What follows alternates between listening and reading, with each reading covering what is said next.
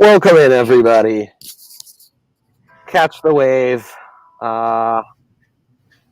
We still caught the wave. We caught the wave. We are riding. You were there, Yahir.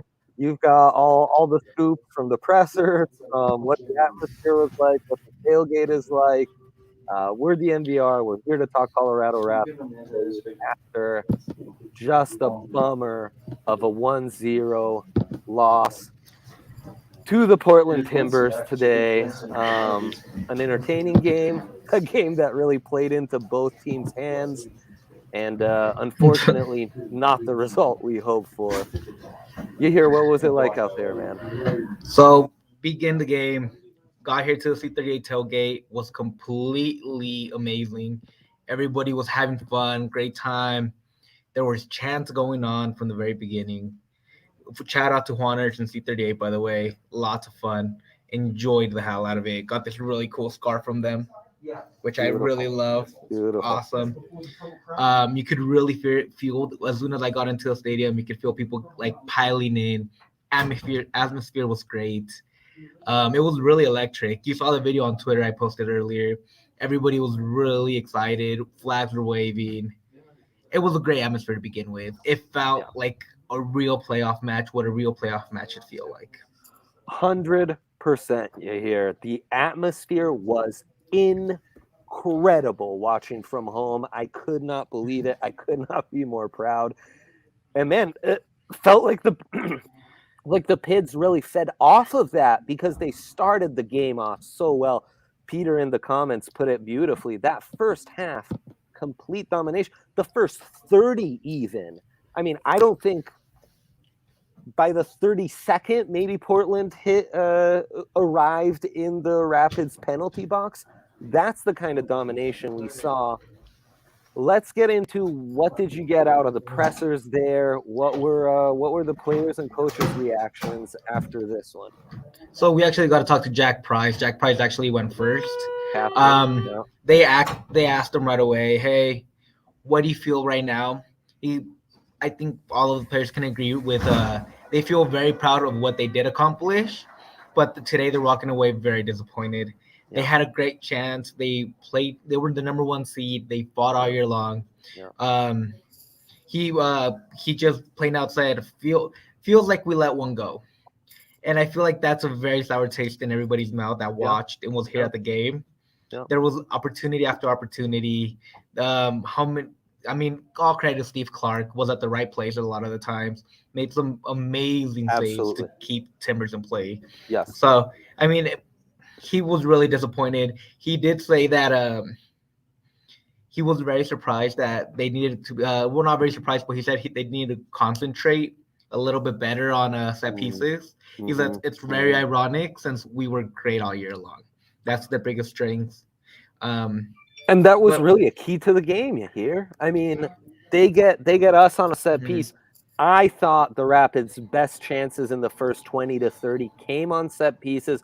Frankly, I thought the first scoring chance they had was probably the best scoring chance. Austin Trusty with that wide open header on the corner, lines it up. He's going for the far corner. Just misses wide, but man, that was tough. And let's say they let one slip away, but it isn't one of those where you feel disappointed or you feel like, oh man, they really let us down as the 1 seed and came in, because they were so strong early on. I thought they Mhm. clearly created the most dangerous chances. What else were you getting from the So, presses there? biggest thing I got from that as well was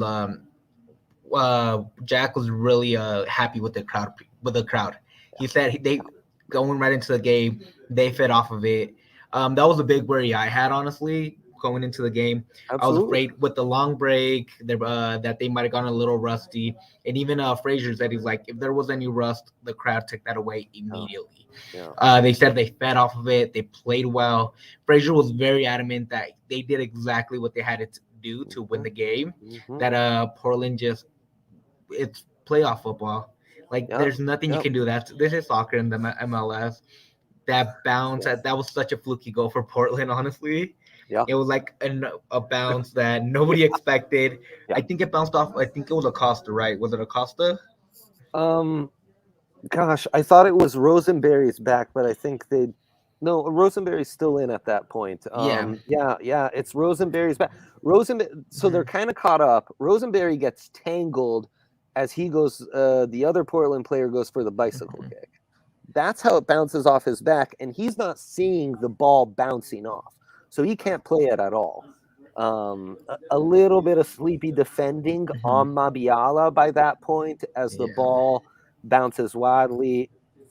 Yarbrough, who's been amazing all season, rewatching it live. I didn't think this, but rewatching the replay, feels like that has to be his ball as it's hanging in the air and bouncing off Rosenberry's back. Yeah, I mean, I kind of saw it a little bit alive.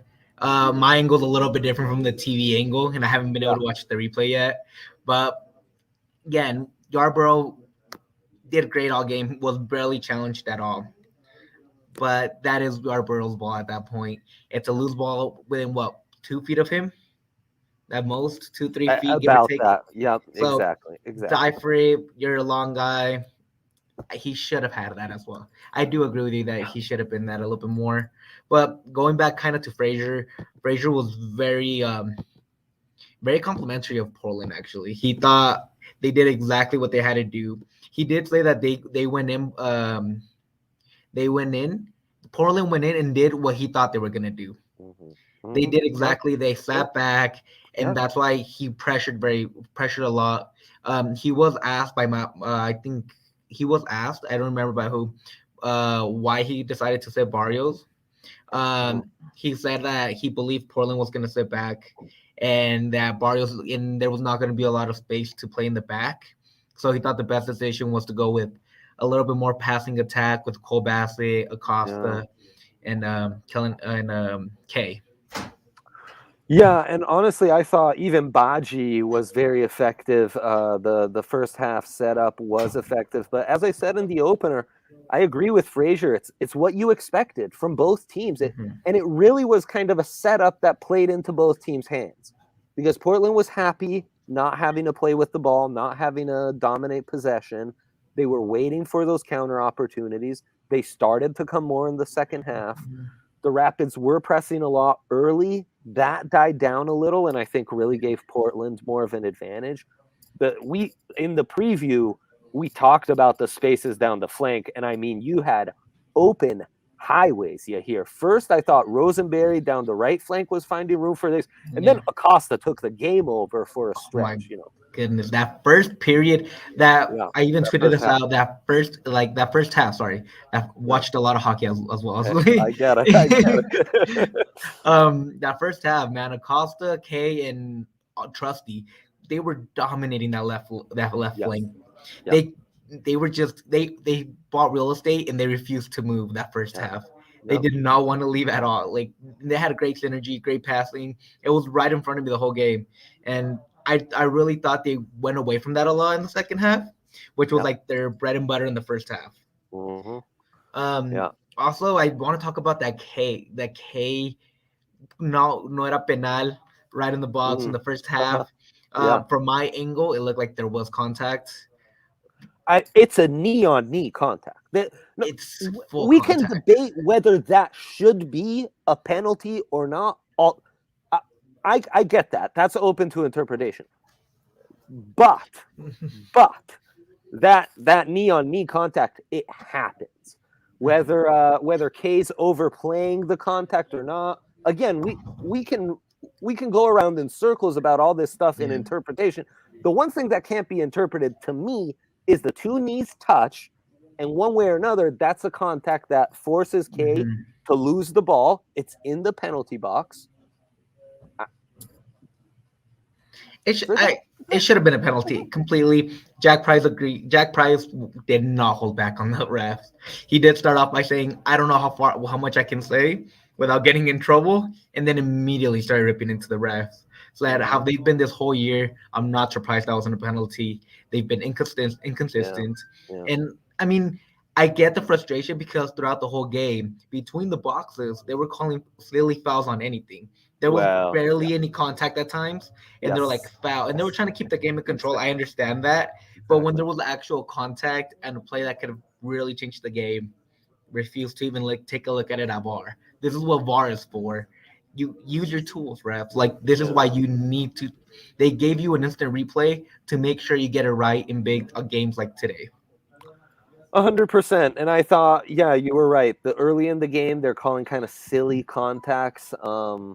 I thought that there was a foul really early on Acosta that was like he clearly won the ball on the press. Shouldn't have been called the foul. And yeah, I wouldn't, at the end of the day, though, I think it comes back to what we were talking about and what Peter said, you had to take care of your chances, man. You had to take care of your chances. They had some great corners. One is Trusty again. I'll claim that's the best chance the entire game. They had another corner where Baji gets it right on, right to the goalie, right to Clark. That Acosta cross from the left, right on Baji's head. Again, too central.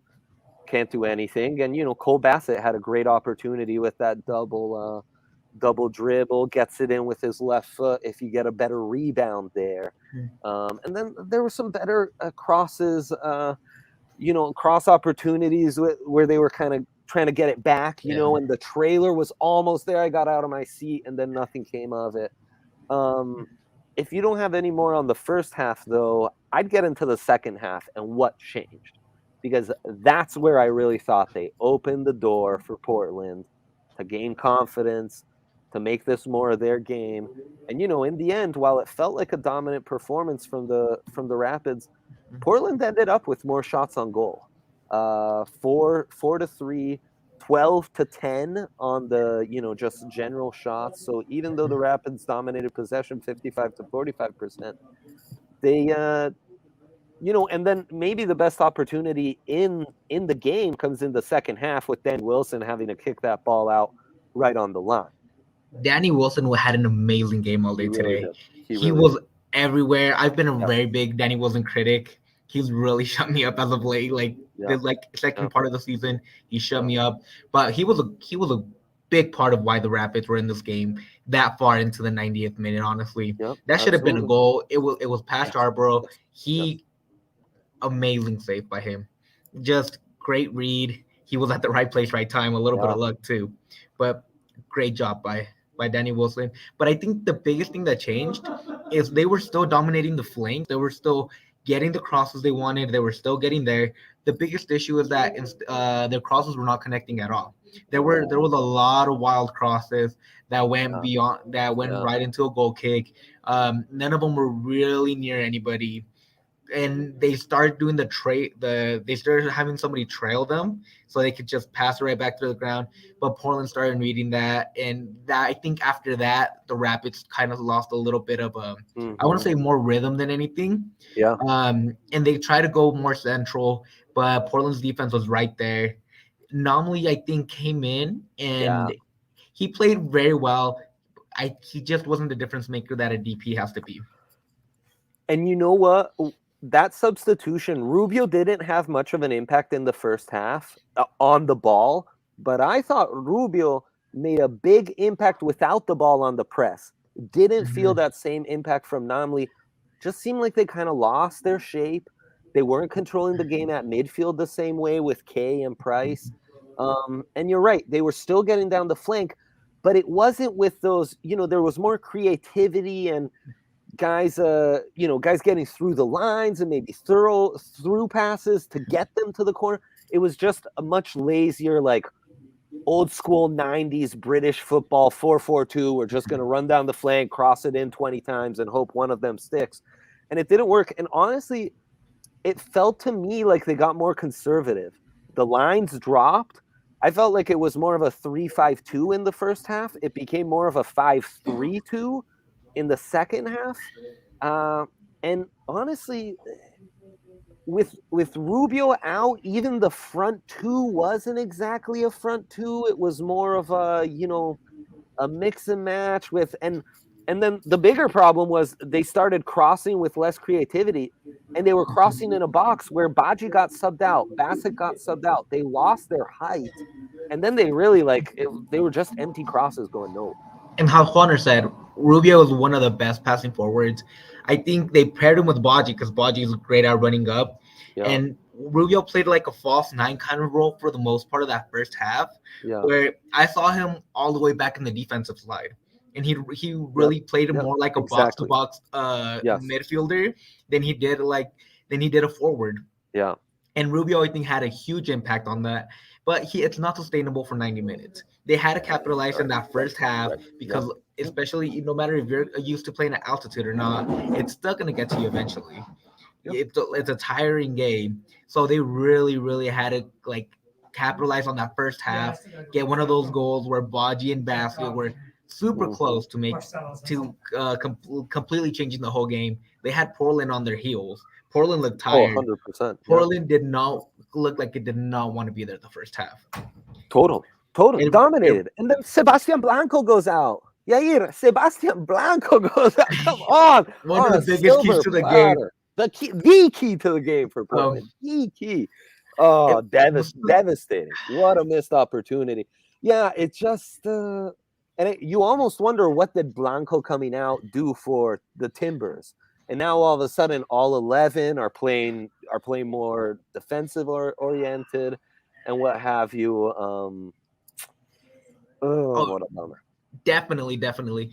The whole Timber squad completely changed once Blanco got out and Moreno came in. They played a little bit more together. They actually had a little bit more pass back and forth, great ones and twos. They weren't relying on Blanco to take over the game in that midfield. They completely changed the game for themselves once Blanco came out. I mean, and it shows. Sometimes there's teams that react great to having their star player come out, and then there's teams that just completely fall apart. Yeah. But and honestly, I don't think Blanco had that much an effect in the first half while he played. I heard his name in a one dangerous position, and that was that shot that barely went over the bar. Yeah. Yep. Oh, right. No, yeah, that in the was first half. Yeah. Yep. That was like the one good chance I heard Blanco on all day. By the way, Peter, super loud. People were really into it. Everybody was loving it here. I even got to meet Courtney Ford. Great dude. Really awesome. Was it hard to hear? Like on the field, were there times like on corners and stuff where it was like hard to hear? Corners were amazing. It seemed like their communication was off sometimes because it was so loud. Yeah, it does. There's give and take, but have you ever been to a Rapids game? Every corner the Rapids have, there's a slow clap. Little by little it builds. And again, all credit to the C38. The old school skull, yes. They made it. They did a great job of getting everybody into the game. They came with atmosphere, and they kept it the whole game. They were down 1-0 with like 5 minutes left in the game. And C38 was relentless. They kept going. They kept pushing the team, and it went and went and went. It was super fun. No, it was amazing hearing those chants. You know what, Eric? Yes, maybe a little bit in solidarity with your... It feels like a little bit. And Broncos, but at the end of the day, it's the beautiful game because there are moments this sport gives you where goals were scored and you hit such a high, you will remember those goals scored for the rest of your life. And then there are games like this where you have all the expectations, you play the more beautiful style, you have it all, and then some horrendous bicycle kick bounce off dude's shoulder, bouncing towards another guy who just gets lucky and coordinates and puts it in, can also devastate you. It was absolutely brutal. Yeah. No, and honestly, I think they kind of got. I think it almost felt like they were playing a little bit for overtime by that point. Yeah, here. That was my biggest worry. The closer we got to the 90-minute mark, the more I thought this team stopped pressing. Yeah. The more I felt them kind of give up that space, give it up little by little. Their counters in the second half, their counters in the second half started coming in faster and faster. They had some great opportunities, and then that red card came after the goal. Yeah, and honestly, it was. I mean, the game went wild. Like that was like the second or third fight since the goal was scored. Can we say CONCACAF? Like they completely CONCACAF. Like that. Those last 5 minutes was full CONCACAF. Mm-hmm. It was super fun though. Like I loved watching it, but it was fun as a fan. It was fun because you love to see CONCACAF and MLS. Sure. I really wish that I would have loved for Acosta to CONCACAF things a little bit more. Yeah. He's great on doing it in the USMNT team. I wished he would have taken that step today, but he had a great game. I think Cole Bassett too had a great first half. Absolutely. He was everywhere. He started on the right flank, and then halfway through the first half, he was on the left. And then I saw him playing almost right back, left. Yes. He was everywhere. His ability to insert himself in different areas with that false nine, with a guy like Baji who's giving you more of a reference point, and then Bassett inserting him all over. They were getting, plus Acosta running wild on the left flank. They were giving the Timbers fits. And, we've talked up Robin Fraser. He should be a shoo-in for Coach of the Year. We've talked up the Rapids' depth, the home field. Honestly, they didn't take advantage of their depth. I thought Robin Fraser got, I hate to say it, but looking in retrospect, I thought he got every substitution wrong in this game. Mm-hmm. It just took away from their shape and from their ability to impact things and have more of an aerial game. And the home advantage really dissipated in the second half. And it goes into what you were saying. I thought if they use their subs better, if they keep pressing, they're not in that position late. And he even said it when they asked him what could have been different. Matt Pollard from Last Word on Sports, he even said he asked him what would be different, what do the Rapids need to do, and he plain out said he's like kick a team when they're down. That's exactly what they had to do. They just didn't do it. Well, he did say the team did improve from last year's playoff game. Last year they just seemed like they didn't belong there. No. This year he said we controlled the game. Yes, we were the attackers. It just we need to kick a team when they're down, and I think that's a big thing to take away. Also, it's a disappointing loss. Does it suck? It really sucks. It's bad. Number one seed, you're out in the second round. Yeah, it's bad. Yeah. But this is a young team. Porritt Smith has created a pipeline of talent. Yes. And I think people need to look into the future and think, hey, you know what? This team's going to be good. They overachieved by getting the number one seed to begin with. 100%. A lot of pundits had them out of the playoffs completely at the beginning of the year. Yeah. And even Robin Fraser, my favorite quote of the night from Robin was, Sting needs to stay with us for the entire year. Yeah. Which is exactly how they should go in. Chip on the shoulder, get it done. We're not going to lay down and be anybody's tool anymore. 100%. And let's do that. Looking forward to next year, is there anything specific you expect? Is this Cole Bassett's last game in Rapids Burgundy? And could that mean maybe a record signing that can bring in God knows how much talent on the other side? There's rumors of Raul Ruidiaz out there. He had a goodbye message yesterday that people are saying, hey, it wasn't a goodbye to the Sounders, but it kind of did sound like it, which I mean would be an amazing addition. Imagine him up front with Rubio and Rubio playing that false nine and super sub Baji. Yeah. But I wouldn't expect them to go for a huge signing. That's not this team's MO. This team is, let's look for the misfits. This team is full of misfits, just like Matt Pollard said. And I think it's going to be next year. They're just going to be as competitive. there is a little worry with Austin Trusty, who should have been in the candidate for Defensive Player of the Year. Mm-hmm. And Mm-hmm. because he's getting a lot of looks from Europe, as Yeah. well as Cole Bassett, that already turned Right. down one offer from Benfica, according to Yep. reports. Yep. If he does decide to go across the pond, it's gonna be tough to replace somebody like that, especially because he has such a huge impact as a Colorado kid, and he really pushes. It's more his leadership than anything. Right. Um, but we Yeah, also his got to think commitment to the club, how long exactly. standing he's been there. And, it's a tough break in a calendar year to lose both Sam Vines and Cole Bassett, such a big part of your home built, homegrown talent. But, that's the thing. You sell those guys for like European prices, then all of a sudden guys like Raul Ruidiaz do become possible. And, we need to remember the one DP designated player on this roster who we did see a little bit, Jonas Namli. He was injured the entire season. So what could his impact be? What could another front attacking midfielder, striker do for your team? And where do you find a replacement for Cole Bassett? Finding a replacement for Austin Trusty will be the harder part. There are a lot of attacking midfielders around the world. Solid, good central defenders are extremely hard to find. Um, Exactly. but Well, and even that's the that, game. That's the game we're playing here. When you win, it becomes harder to build it. And this isn't a cap sport with a draft and stuff.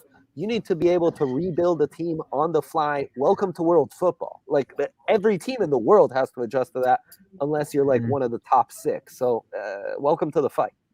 and not just that, man. If you look at Colorado's academy, you still have Philip Moyaka, the ranked by MLS, by Andrew Wiebe, by Matt Doyle, the number 1 prospect in last year's super draft. And if he Right. fell to number Right. 3, you Yep. still have him with the switchbacks. Then you also have Sebastian Anderson, who's a great young player, also with the switchbacks, getting a little bit more training. And then you also have Ollie Laraz, who's playing for Landon Donovan out in San Diego.